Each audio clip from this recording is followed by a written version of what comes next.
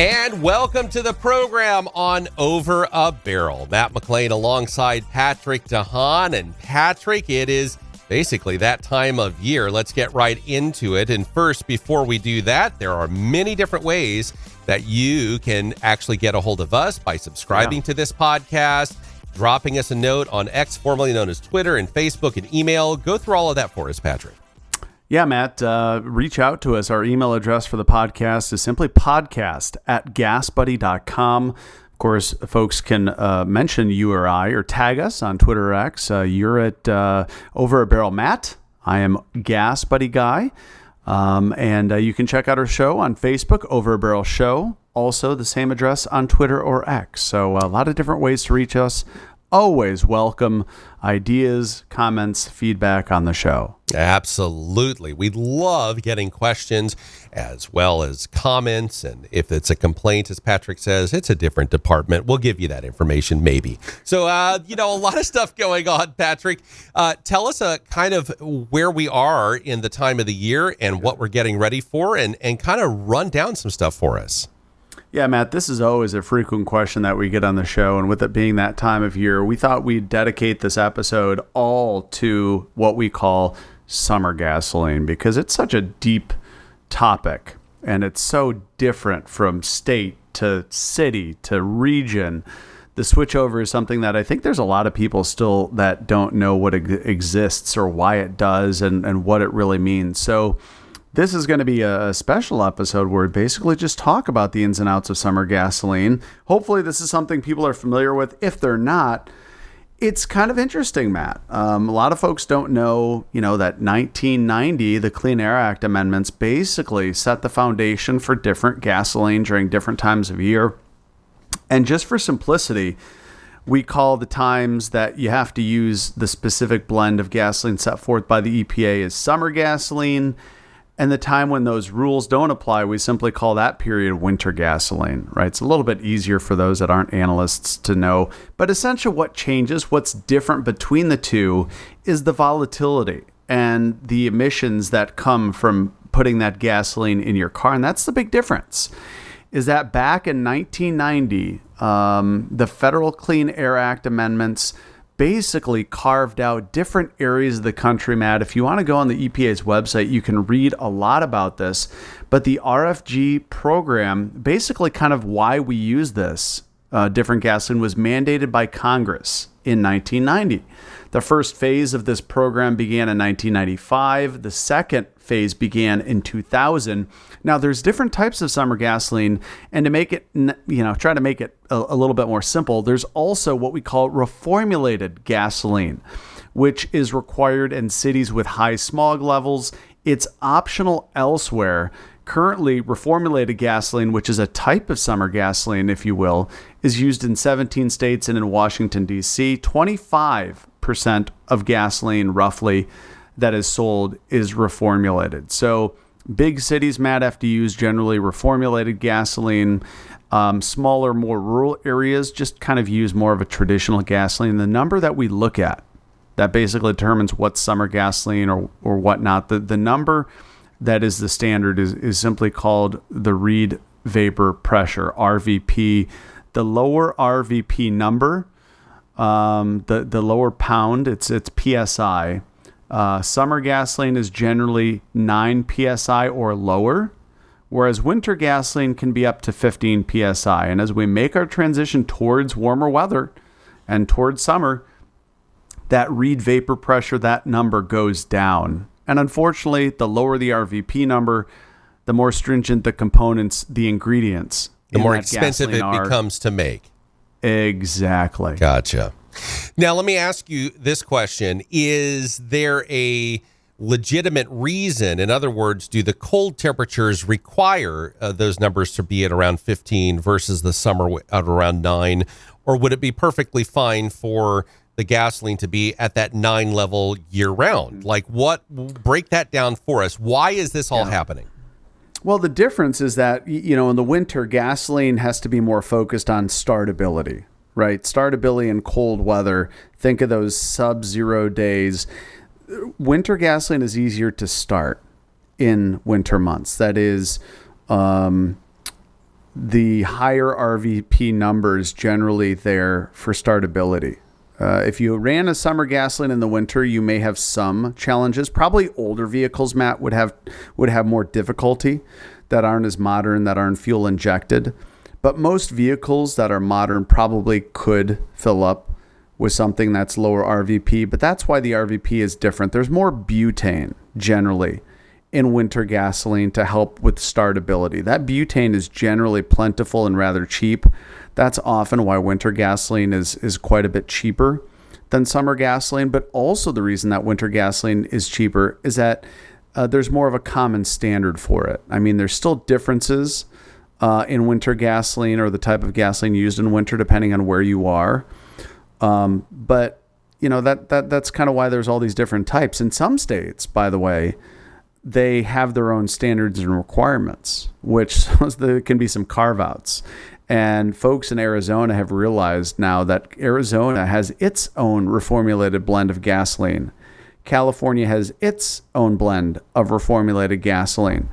And so part of the reason why prices go up every year is not only does that formulation cost more, but getting it to where it needs to go by the time it needs to get there can be hugely problematic, especially, Matt, when you consider that typically before the summer driving season starts, refineries are doing maintenance work, right? And so they can't produce as much of these summer blends as they're carrying out their maintenance. But once maintenance is done, typically they can boost supply rather quickly. And that's why, Matt, prices often for gasoline peak not in the summer, unless there's some sort of exceptional event like a hurricane, but traditionally prices peak in late spring at the height of refinery maintenance season. So kind of interesting, but let me highlight it for you, Matt, is that there's a lot of different places that require reformulated gasoline. And there are some states that also require kind of a boutique blend, we'll call it, which is not a full, it's not a reformulated gasoline, but it's also slightly cleaner than what's used in some of those rural areas that I mentioned to you. And so some of those markets like Detroit and Michigan, El Paso, Texas, parts of Colorado, including Denver, Louisville, Kentucky, not too far away from you, Portland, Oregon, Salt Lake City, Vancouver, Washington, and really most of eastern Texas, Austin, Beaumont, Dallas, basically kind of the eastern third of Texas. So, and then, I already mentioned Louisville. That's kind of your neck of the woods. So all of those areas, there's different blends, and that really shakes up the price of gasoline, where it has to go. So let me ask you this. Is it a government regulation thing, or would the vehicles really misbehave if the gasoline was not formulated as it currently is being formulated in these areas? What's the purpose or reason behind that? Well, it's all for clean air. That's really it. Your car is going to run fine on winter or summer in most cases, right? You're not going to notice any difference at all. There's a slight difference in the formulation, but this is all so that gasoline burned. I mean, think of if you're in Chicago, which, by the way, has one of the more stringent blends required. It's called that reformulated blend. Think of how many cars are in Chicago, right? There's probably, along with mine, there's probably, hundreds of thousands, if not millions of vehicles that traverse that area on a weekly basis in the summer. So just imagine if they use a type of gasoline that burns slightly cleaner, that could have big ramifications for air quality. And so that's what this is all about. That's why the Clean Air Act required different types of gasoline in major cities. It's all because, and most people realize, right, ozone action days, what do they say to avoid? Right. They say to avoid refueling, your vehicle at the height of the day, because that there are gases that come out of when you fill your tank up. And they also say, not to mow your lawn, because that tends to be really, really bad. Lawnmowers don't really have a whole lot of emissions control. So that can create a lot of low-level ozone driving your car in areas that, if they didn't use these stringent blends, it would just lead to lower air quality. So if we used the more stringent blends year-round, what would happen? Anything? Well, you might have some startability issues, but I mean, aside from that, there probably isn't a huge difference. Now you'd have to pay more, right? Because summer gasoline, the components generally are slightly more expensive. But you know, I would say I'm not a chemical engineer, so there may be some low-level startability issues because, like I said, depending on how cold Matt it gets, it can be challenging to start those cars. But yeah, probably not a whole lot. So again, it may make sense to not have this flip-flop. Because every year when we have this flip-flop, prices jump. Yeah, one would think, and again, neither of us are chemical engineers, and really neither of us are in charge of how the oil companies view things, but you would think that if you didn't have to constantly change your refinery around every few months to produce different types of gasoline, I suppose reformulated gasoline is a touch more expensive to manufacture, but would that extra cost help be offset by the fact that you don't have any more downtime throughout the year because you're not having to retweak your refinery to make a different gasoline than it was the month before? Yeah, I mean, great question. Normally, I mean, refineries aren't really doing a whole lot different. They're just running processes slightly different. They'll have to do maintenance either way. So there's not a whole lot a refinery has to do to produce these different blends, just, you know, changing what they're putting into that gasoline mixture. They don't really have to retool. You know, thankfully, it's not like an automaker that, you know, if they want to produce a different car, they have to totally retool. You know, the robots have to be programmed differently. At a refinery, it's actually not too hard.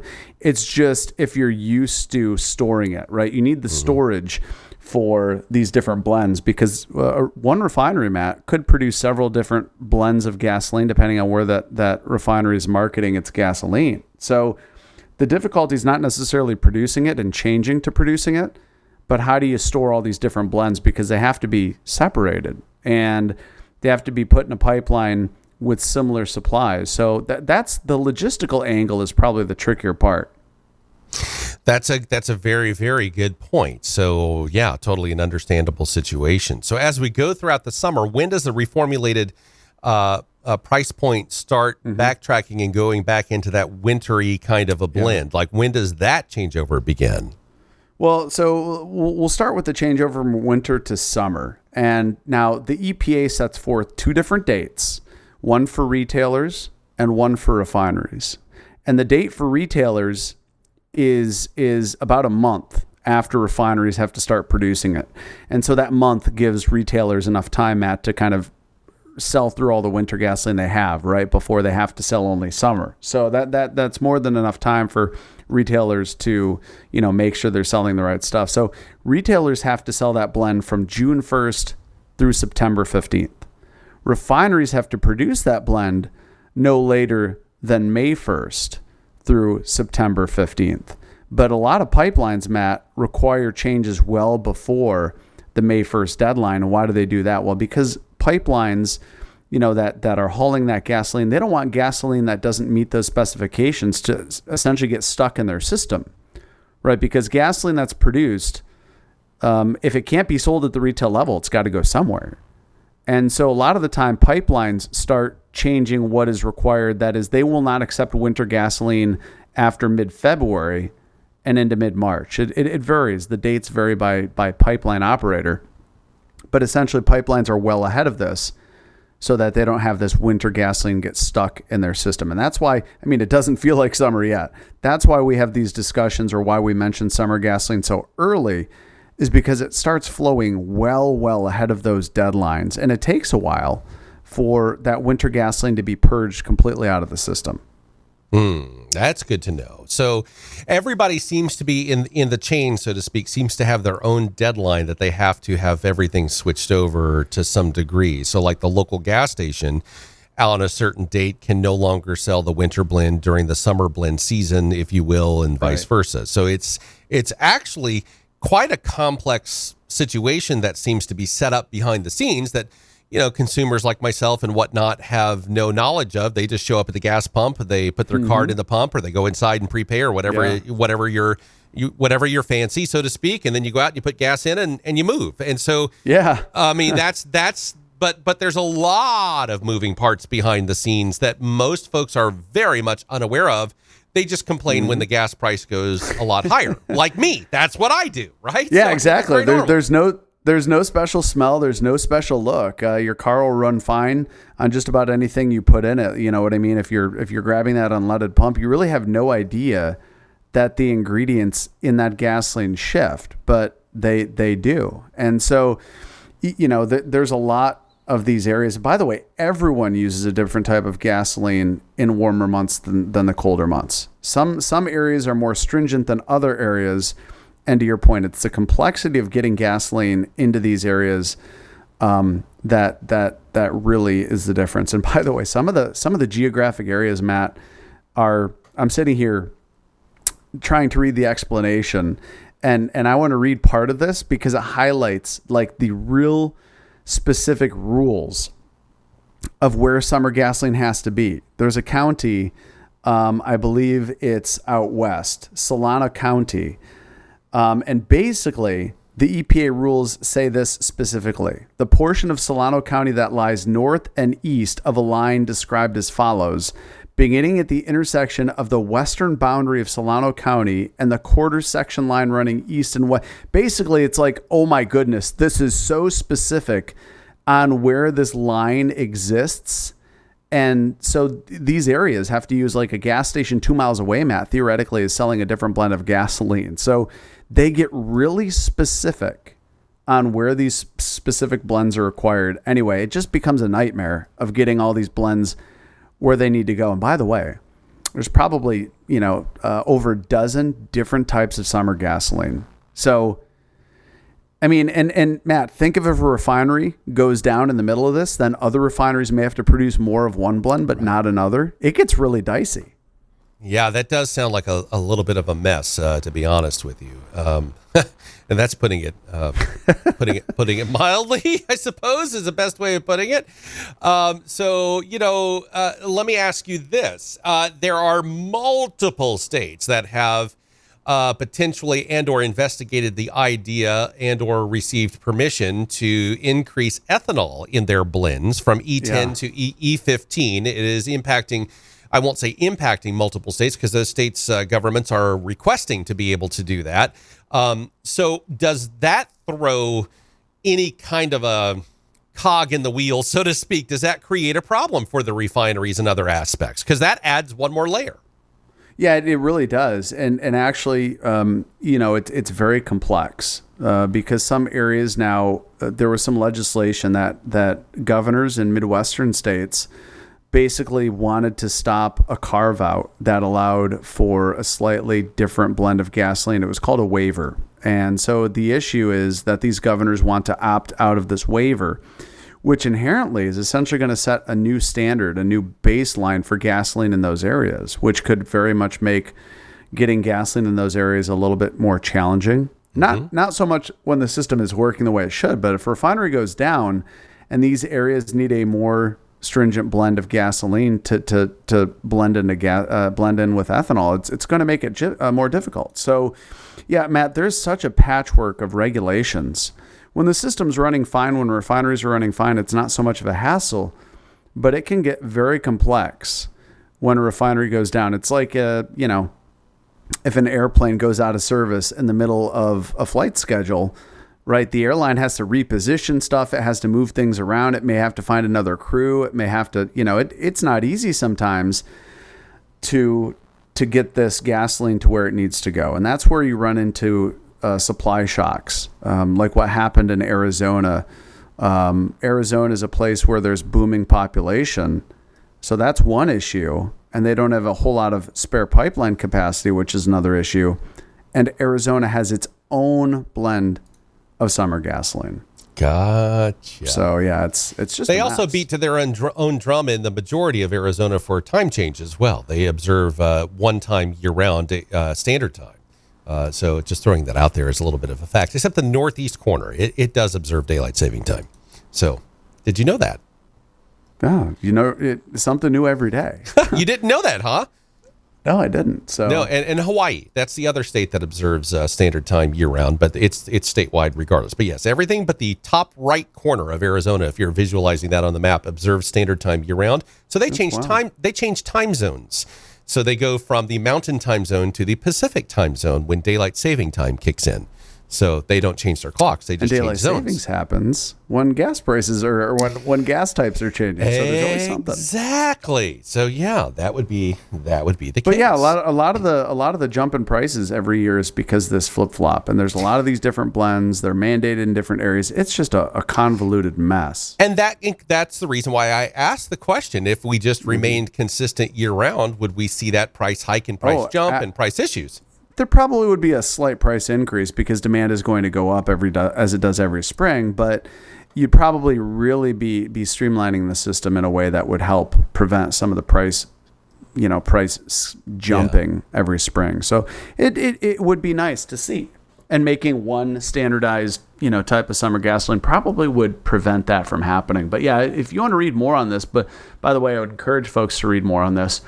You can go to EPA.gov and you can check reformulated gasoline. It's just, there's probably hundreds, if not thousands of pages, on this exact mandate. And it's very convoluted and it's very challenging to understand. And then, adding the ethanol portion of this into the mix, and by the way, this is all said and done. The summer gasoline system ends on September 15th. So shortly after the summer driving season is over, when temperatures start cooling back off, that's when we switch back to summer gasoline. And unlike the change from winter to summer, when there is a deadline, there's no deadline for switching back to winter gasoline. And that's why it's kind of nice that way, Matt, because refineries can just slowly get rid of their summer gasoline as they transition to winter. So there's not a hard deadline, right, when they do that. And that's why prices generally fall in the fall,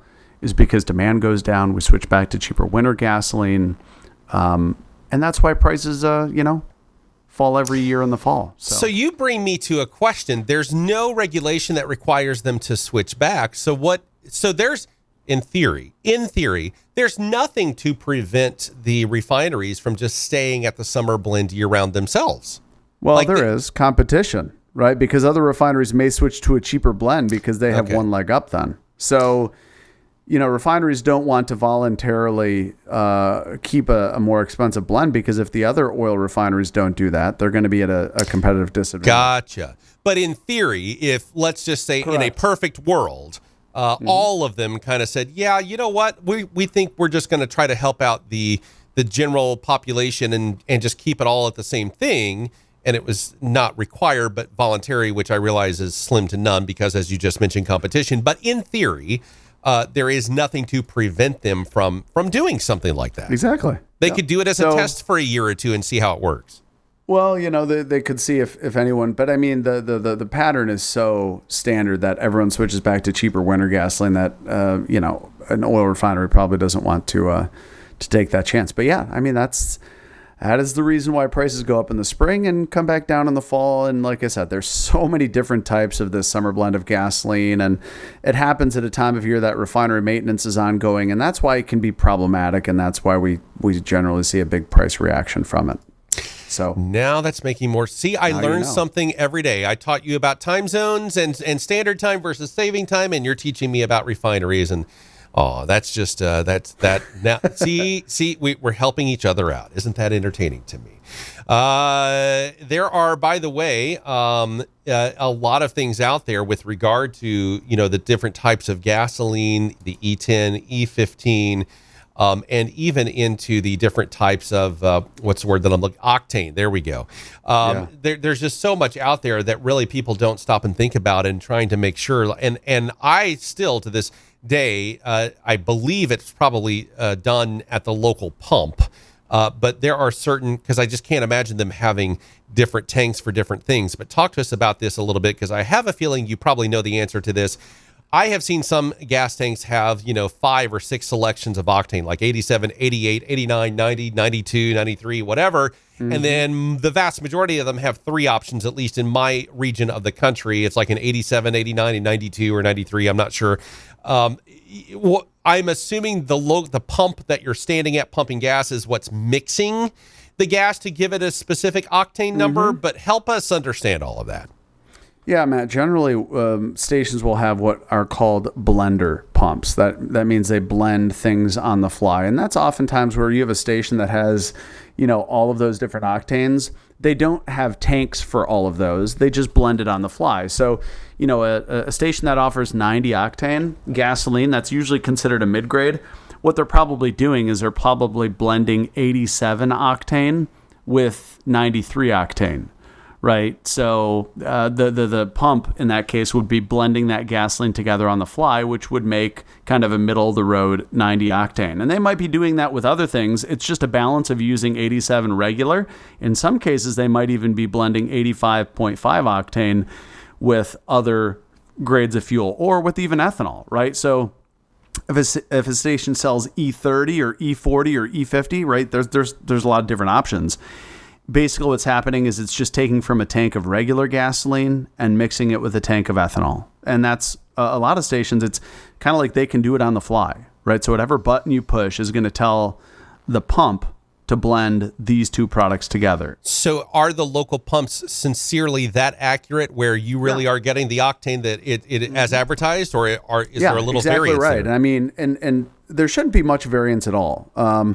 But, if you buy a very small amount of gasoline, if you buy just like a gallon, there could be a small disruption, because keep in mind what's in the hose when you get there may not always be the blend that you need. So keep in mind there is some gasoline in the hose when you get there, and that's why if you're only buying a gallon, it could be slightly different. But when you're buying an entire tank, it will have evened out. Understood. So, yeah, those they will meet. If you're buying a whole tank, they'll meet what they say octane wise. But this is why stations inspect their own pumps a lot of the time, because there can be hefty fines if they're not selling you what is on the pump, and that's why state inspections come in too. Okay, so let me run down a couple of scenarios, because I was talking with somebody the other day, and they told me something, and I was like, I've never thought about it like that, and I don't think that's probably accurate. But I'm going to bring it up to you, and we'll just kind of throw questions at you and see how they stick to the dartboard, so to speak.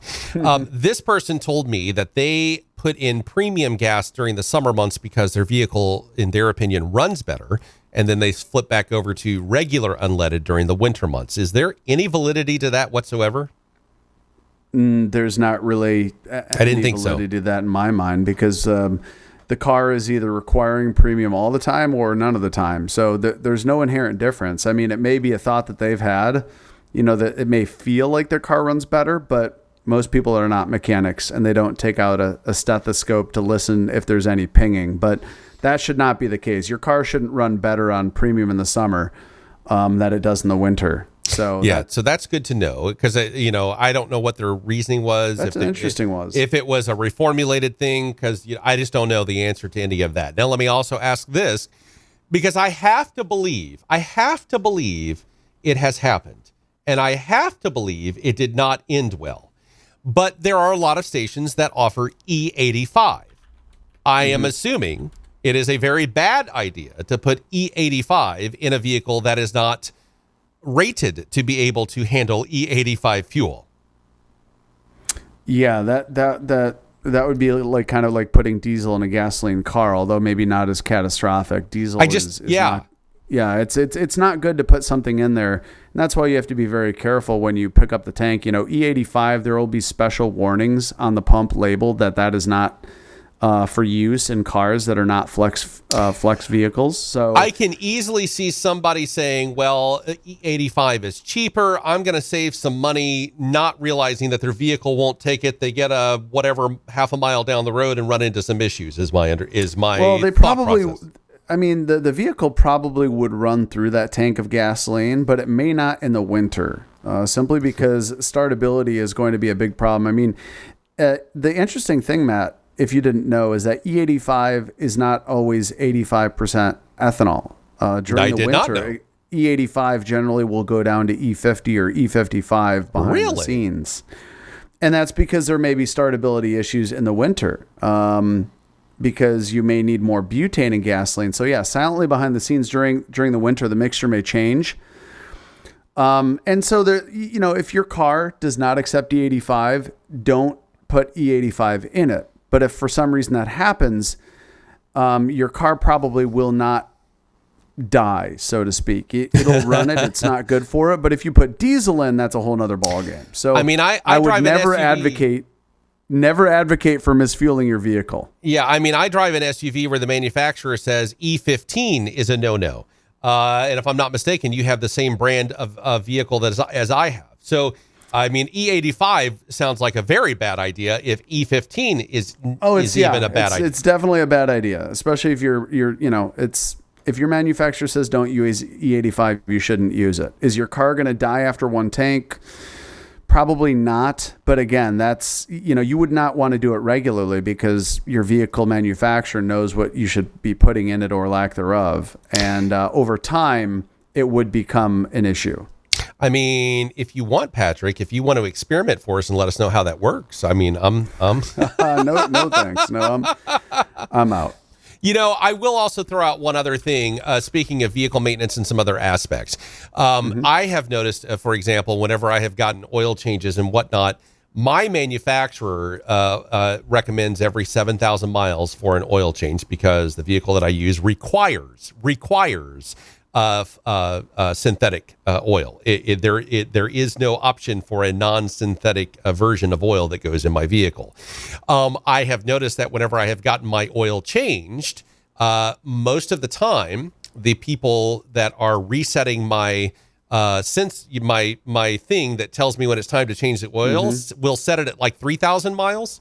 And I have now every single time, because I read the manufacturer's thing, it says 7,000 miles. Yeah, I'm not getting it. It's absurd. Well, yeah, but in many regards, that has always been that quote unquote standard bearer of recommendations for many, many years. But my manufacturer says 7,000 miles is quite all right. And so I kind of ignore, their, and still the little sticker they even put in the windshield, it's 3,000 miles. And it's like, hold the phone. And it doesn't matter. I've gone through several. Well, they'd like to sell you more oil changes than you need. And especially synthetic, you bring up a great point. A lot of vehicles now, they have tighter tolerances than they did years ago. And so synthetic can help those engines reliably much longer. Because the tolerances are much lower on today's engine. So, I mean, unfortunately, 3,000 miles, I would never advocate, even if you're not using synthetic. 3,000 miles, they're just wanting you to come in for more oil changes more often than you need it. Most vehicles, to your point, will say 5,000 to 10,000 miles between oil changes. And I always stick, just like gasoline, whatever the manufacturer tells you should do. Synthetic is often, the oil that in these tighter tolerance engines that you want to use. But 3,000 miles seems a little bit silly. Yeah. And so yes, I manually go back in before I even pull away and change it back to 7,000. And I've even asked them not to do it, and they still do it. And that's not just one specific location. It's been multiple areas. So I don't know what the deal is with that. But anyway, read your manufacturer. I think that's the bottom line. Read your manufacturer's, the instruction manual that comes with your car. When it comes to fuel, when it comes to, oil and different aspects, I think a lot of people just leave it in the glove box, so to speak. And they push the start button or, turn the key. I don't know if there are any vehicles with a key that you have to turn anymore. There might be, but most are push buttons and green means go. I mean, that's what they do. And there's a lot of stuff there that I think a lot of nuances with your vehicle that actually might be very important, especially with like fuel and oil and other aspects and all of that stuff. Yeah. I mean, hey, this is insight that a lot of people probably don't know about, and that's why it's great to be able to cover it here. But hopefully, people are much more an expert now on at least the changeover to summer gasoline. And if folks have questions for us, we are always more than happy to answer those. Shoot us an email to podcast@gasbuddy.com. Reach out to us on social, Over a Barrel Show on both Facebook and Twitter. You are Over a Barrel Matt, and I'm Gas Buddy Guy. I'd love to hear from you. I'm usually always over a barrel, but that's a whole other statement. Hey, thanks for joining us here on Over a Barrel. We will talk again coming up soon. Have a good one.